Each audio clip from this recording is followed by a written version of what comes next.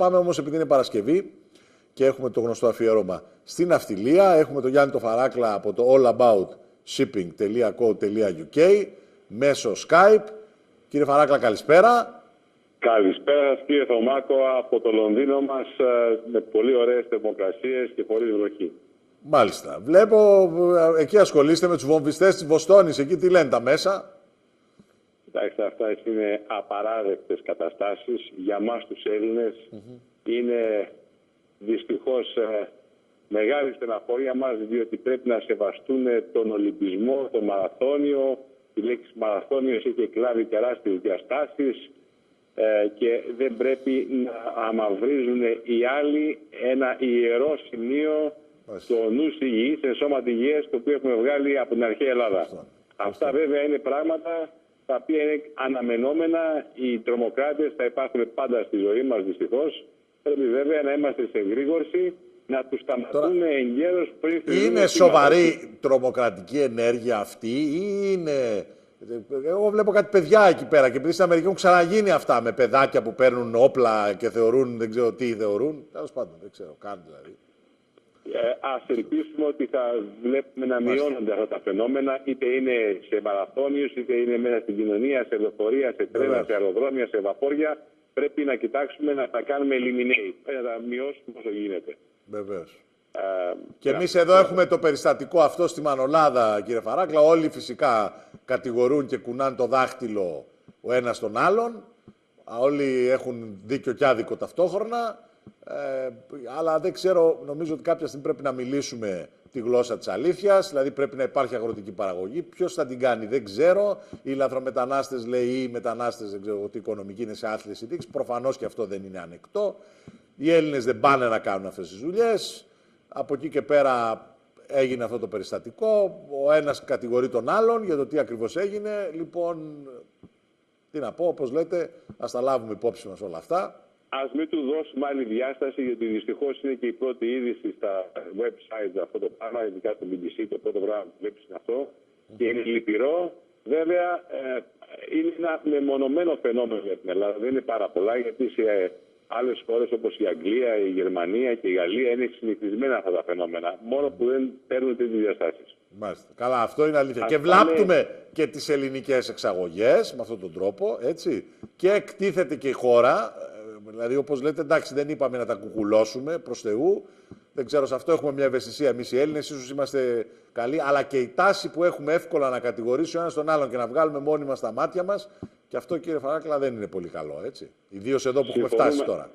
Συμφωνούμε απόλυτα. Πρέπει τα πράγματα να είναι ξεκάθαρα και οι εργασιακές σχέσεις ξεκάθαρες. Είτε σε αυτές είναι συμβεβλημένοι Έλληνες, είτε μετανάστες στην πατρίδα μας. Είναι ξεκάθαρα αυτό το πράγμα. Και πρέπει να ξεκαθαριστεί. Το μεταναστευτικό είναι μεγάλο πρόβλημα. Φαντάζομαι το καταλαβαίνετε κι εσείς. Και εδώ που τα λέμε, οι Ευρωπαίοι πρέπει να βοηθήσουν σε αυτό, γιατί εδώ βρισκόμαστε σε μια δύσκολη θέση. Οι Ευρωπαίοι είναι αυτοί το οποίο το ξεκίνησαν, και αν στον ελληνικό τύπο δίναμε και εμείς τη διάσταση που δίνουμε και εκείνοι στα δικά μας τα γεγονότα, θα βλέπατε τι συνέβη πριν από μερικά χρόνια, πολύ πρόσφατα και πέρσι, με το τουνέλι κάτω από τη Μάχη, είχαν γίνει τεράστια επεισόδια.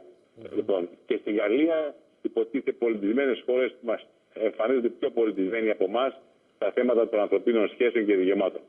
Μάλιστα. Η ναυτιλία μας είναι αυτή η οποία θα έχει ζήσει όλα αυτά τα πράγματα και γι' αυτό έχουμε μάθει και πρέπει να, όπως είπαμε, να εστερνιστούμε ότι οποιοδήποτε εμπλέκεται σε μια εργασιακή σχέση, αυτή πρέπει να είναι ξεκάθαρη, όποιος και να είναι αυτός. Αυτό είναι απαράβατο. Μια και είπατε για την ναυτιλία, κύριε Φαράκλα, για να δούμε τι γίνεται, να μπούμε και στις ναυλαγορές και τι γίνεται και εδώ με το νομοσχέδιο. Θα έχουμε σε μισή ώρα και δεν θα προλάβουμε μάλλον το τελικό της ναυλαγοράς. Εχθές ο δείκτης πάντως ήταν στις 885 μονάδες, όπως και προχθές. Υπάρχει μια σταθερότητα, δεν έχει κουράγια ο δείκτης να πάει απάνω. Εντάξει, αυτό είναι σημαντικό. Είναι η μεγάλη υπερπροσφορά η οποία υπάρχει και εκεί ας το αφήσουμε, διότι κανείς δεν αναλογίστηκε όταν δίνει πολλά δάνεια, όλα αυτά τα πράγματα, και οι μεσίτες οι οποίοι έπρεπε και αυτοί να είχαν διχασέψει τους πελάτες τους, ραχανώνουν για τις μεγάλες προμήθειες. Τώρα εδώ που περιμένουμε... Είναι... πρόβλημα μεγάλο, έχουμε πρόβλημα στις αγορές. Δηλαδή σήμερα η παγκόσμια οικονομία πάσχει και πάμε στη δική μας οικονομία να το ξεκαθαρίσουμε, να μην εμφανιζόμαστε η Ελλάδα και οι άλλες οι μικρές χώρες τα θύματα. Το θύμα το μεγάλο που υποφέρουμε όλοι μας είναι σήμερα η Γερμανία. Για αυτή τη Γερμανία έγινε το Μάρκο. Η Γερμανία έχει έναν ιδεαλισμό και κακώς βέβαια πολλοί δημοσιογράφοι, ειδικά στην Ελλάδα, πάνε και κάνουν συγκρίσεις μεταξύ Ευρώπης και ΗΠΑ. Οι ΗΠΑ έχουν federal government, έχουν ξεκαθαρισμένες θέσεις. Εδώ έχουμε τη Γερμανία, η οποία απεποιήθη του Μάρκου και να μπορέσει να πάει πάρα πολύ καλά σε εκλογές και πάει πολύ καλά. Όλα εδώ, ναι, αλλά υποβαθμίστηκε η οικονομία της, έτσι. Όλα εδώ πληρώνονται. Κάπου και οι Γερμανοί δεν πουλάνε πλέον αμάξια στην Ευρώπη, έτσι. Μα αυτό ακριβώς είναι, ότι αυτός ο οποίος σκάβει το λάκκο του άλλου πέφτει ο κύλος μέσα. Λοιπόν, πρέπει λοιπόν να καταλάβουμε και να μην χειροκροτούμε τους Γερμανούς, οι οποίοι το τονίζω. Είναι ένας εργατικός λαός, ένας μορφωμένος λαός. Στα καλά τους να τα λέμε. Βεβαιότατα. Δεν το ούτε να τους έχουμε. Το χειρότερο απ' όλα, κύριε Φαράκλα, εμείς έχουμε βρεθεί στη δύσκολη θέση να τους υπερασπιστούμε πολλές φορές, διότι αποτελούν το ιδανικό άλοθη εδώ για μερικούς δικούς μας σκερβελέδες, να μην πω καμιά άλλη φράση. Λοιπόν, οι οποίοι έχουν βρει την τέλεια δικαιολογία. Φταίνει οι Γερμανοί, να οι Ναζί, το Τέταρτο Ράιχ, η Μέρκελ και εμείς εδώ μια χαρά είμαστε. Εμείς φταίμε. Και φταίμε και πάμε τώρα εκεί το φταίξιμο το πληρώμε σκληρά. Είδαμε τι έγινε με τα ναυπηγεία. Επιτέλους λοιπόν αποφασίστηκε να προχωρήσουν σε μια συμφωνία πρωτίστως για τα ναυπηγεία της Ελευσίνος, με περικοπές για το κράτος. Θέλει να κόψει, να φανεί ότι είναι καλό κράτος. Εντάξει, όχι, δεν είναι έτσι. Η ναυπηγική μας βιομηχανία είναι ο δεύτερος εσωτερικός πυλώνας της ναυτιλίας, του κλάστερ της ναυτιλίας. Ήταν, είναι και θα είναι. Πρέπει λοιπόν να τον ενισχύσουμε και όχι να τον περικόπτουμε με τον 38-85 του κυρίου Βενιζέλου του 2010, να μην ξεχνιόμαστε επειδή είναι στην κυβέρνηση σήμερα. Λοιπόν, αυτή τη στιγμή λοιπόν ευελπιστούμε τα ναυπηγεία Ελευσίνος μαζί με τα άλλα ναυπηγεία να ενωθούν. Η θέση μας παραμένει όπως ήταν. Μία εταιρεία, όλα τα ναυπηγεία της πρώτης φάσης της Ελλάδος, δηλαδή Ελευσίνα, Νεώριος, Καραμαγκάς, πρέπει να αποτελέσουν μία εταιρεία, να σταματήσει ο ένδοανταγωνισμός υπό την ηγεσία του καταξιωμένου Κωνσταντίνου Κοκάλα, ο οποίος έχει κάνει και στα 3 ναυπηγεία και γνωρίζει καλύτερα, και στο εξωτερικό βεβαίως, και εκεί έχει ανεδείχθει, να αναλάβει λοιπόν τα ναυπηγεία, να μην υπάρχει αυτός ο εσωτερικός ανταγωνισμός. Όποια ελληνική κυβέρνηση ανέβαινε, έριχνε η μία από την άλλη τις τιμές. Ο όμιλος της εμπορικής, μην ξεχνάμε το Πασόκ, τη συμπεριφορά του τότε για να ρίξει τους Καραμαγκά και το ανάποδο βέβαια. Αυτά θέλουν πάρα πολύ μεγάλη προσοχή. Κάνουμε λοιπόν το σταυρό μας να πάει καλά αυτό το πράγμα, να προχωρήσει και βέβαια βλέπετε ο Πρωθυπουργός όρισε τον κύριο Αναστασόπουλο να αναλάβει αμυστή. Στη δεύτερη όμως κίνησή του, από ό,τι πληροφορούμε και θα μπορέσω να σας το αποδείξω, πήρε πάνω από 50.000 ευρώ. Σε τέτοια κρίση, εντάξει, όταν κόβουν τις μητέρας σας, τις μητέρας μου και άλλων τις συντάξεις, πήρε πάνω από 50.000 ευρώ και πήγε η μελέτη του στο σιχτάρι. Εντάξει, θα το πούμε έτσι. Και αν έχει κανείς αντίρρηση γι' αυτό, δεν έχουμε τίποτα προσωπικά με τον κύριο Αναστασόπουλο, όμως τον θεωρούμε ότι δεν είναι ο κατάλληλος άνθρωπος που ορίστηκε τον Πρωθυπουργό για τη δουλειά. Μάλιστα. Να πούμε ένα άλλο θέμα. Αυτό ευελπιστούμε να πάει καλά. Ναι, κύριε Φαράκλα, να πούμε ένα άλλο θέμα. Αν συμφωνείτε, έρχεται το καλοκαίρι, περιμένουμε μια καλή σεζόν και βλέπουμε ότι υπάρχει αναβρασμός πάλι στην ακτοπλοεία. Ψιλοαπεργίες, ένα κλίμα επιχειρηματικά περίεργο. Για πείτε μας εκεί, γιατί αυτό είναι πολύ σημαντικό, έχει άμεση σχέση με τη αλίμονο αν σαμποτάρουμε τη σεζόν φέτος. Κοιτάξτε, γι' αυτό ήθελα να ξεκινήσω το Υπουργείο Ναυτιλίας, το οποίο πέρασε το πολυνομοσχέδιο αυτό για την ασύσταση μαζί με το λιμενικό. Όμως αυτό που δεν πέρασε είναι το θέμα των συμβάσεων. Και εδώ λοιπόν η ποινιό φωνάζει, κατεβάζει και έχει και το δίκιο της. Σήμερα, μην ξεχνάτε κάτι πολύ σημαντικό. Θα βάζουν τα πράγματα στη θέση τους, να τα πούμε το όνομά τους. Σήμερα δεν υπάρχουν συλλογικές συμβάσεις. Ένας ναυτικός λοιπόν, ο οποίος θα πάει και θα έχει μία διαφορά, θα πάει στο δικαστήριο και τι θα ισχύσει? Το προηγούμενο. Και επαφείται στην κρίση πλέον του δικαστού τι θα κάνει. Αυτά είναι ανεπίτρεπτα. Αυτή τη στιγμή λοιπόν έπρεπε να κινηθεί αυτό το συγκεκριμένο άρθρο να μπορούμε να έχουμε αυτό το θετικό αποτέλεσμα που ορθώς με ρωτάτε, έχει το καλοκαίρι εδώ, είναι καλοκαίρι. Δεν μπορούμε να δεχτούμε άλλες πλέον απεργίες να κάνει ό,τι θέλει. Δεν γίνεται. Αυτό είναι το... Δεν ξέρω...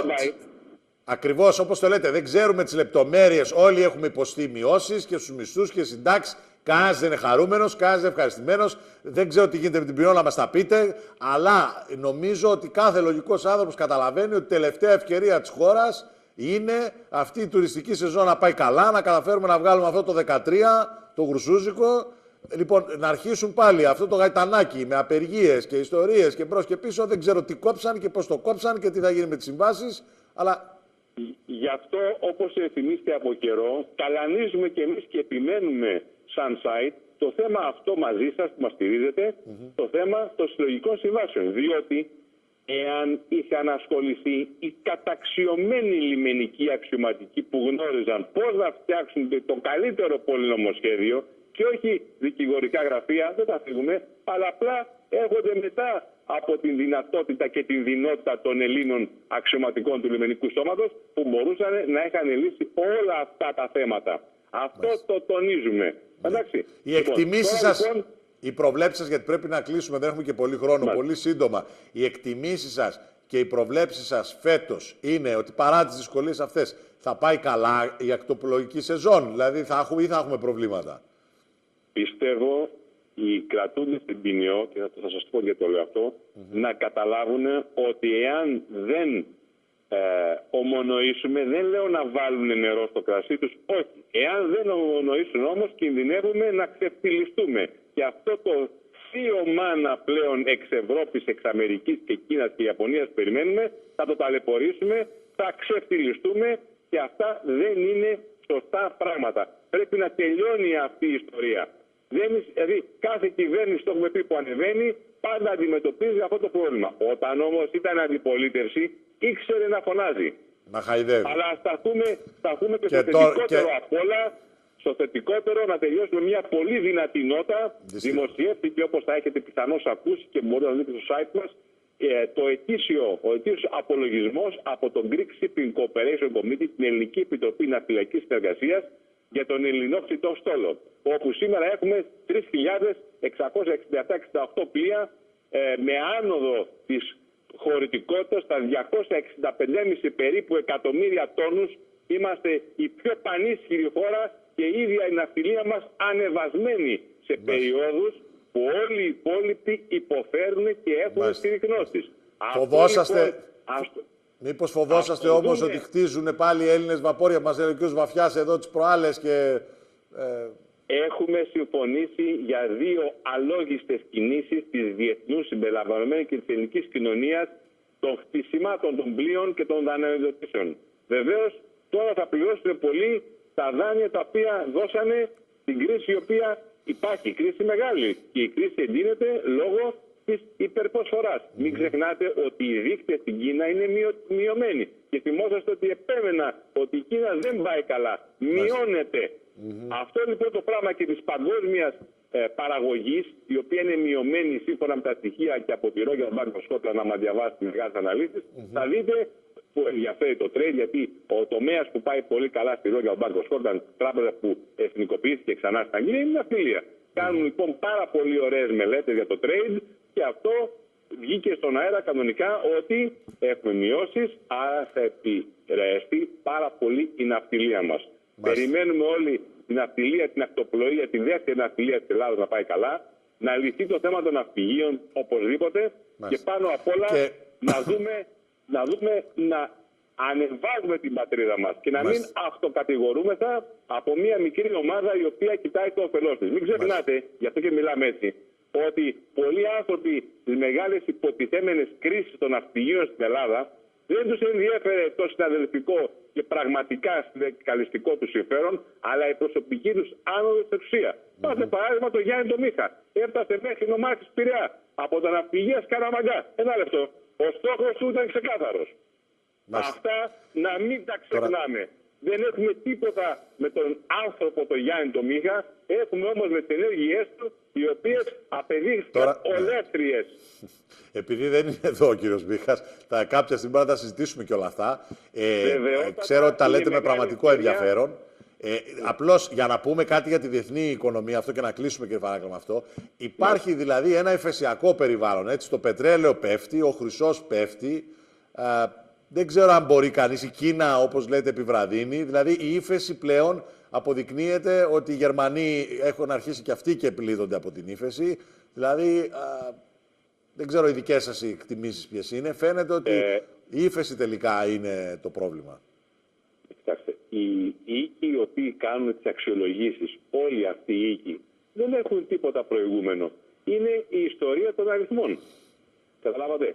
Δεν μπορείς να πας κόντρα στα μαθηματικά. Εδώ λοιπόν σας λέω με μαθηματική ακρίβεια ότι βρισκόμαστε πρώτο στο μετέχμιο των 500 ετών για την ανθρωπότητα. Δεύτερον, σε ένα μεγάλο μετέχμιο κοινωνικό. Υπάρχουν τεράστια κοινωνικά προβλήματα, αυξάνεται μια ομάδα πλουσίων και γίνονται πλουσιότεροι, οι φτωχοί φτωχότεροι και έχουμε μια μεσαία μάζα η οποία ήταν η δύναμη της οικονομίας, εντάξει, την οποία την πουλήσαμε δίνοντάς τους όλες αυτές τις ιστορικές κάρτες τη δεκαετία του 80 και 90, οι οποίες τίναξαν το πλαστικό χρήμα στην παγκόσμια οικονομία. Και τώρα πρέπει να μαζέψουμε. Έρχονται πολύ δύσκολες ημέρες.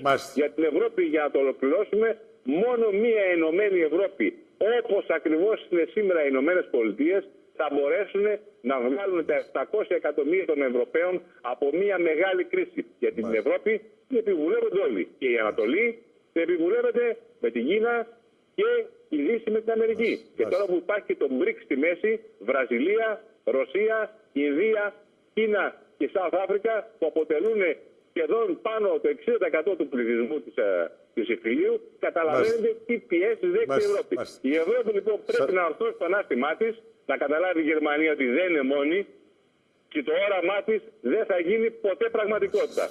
Εντάξει, μόνο η πραγματικά ενωμένη Ευρώπη θα είναι μια πραγματικότητα για όλη την ανθρωπότητα. Γιατί είμαστε το κέντρο των πάντων στην Ευρώπη. Σας ευχαριστούμε πάρα πολύ, κύριε Φαράκλα. Είναι πολύ ενδιαφέροντα αυτά. Χυμαρώδη μένα, αλλά πολύ ενδιαφέροντα όπως πάντα. Και θα... Η αλήθεια, κοιτάξτε, κάποτε διάβαζα ένα ποίημα και έλεγε «Τρανή κι αν είναι η τάφη, τάφη θα είναι. Ό,τι δεν αγαπάμε δεν υπάρχει». Η αλήθεια δεν πρέπει να λάμπει, πρέπει και να σφάζει. Με την καλή έννοια βέβαια, εντάξει, τα εξηγούμενα. Αλλά πρέπει να λέμε την αλήθεια όποια και να είναι. Σας ευχαριστούμε πάρα πολύ λοιπόν.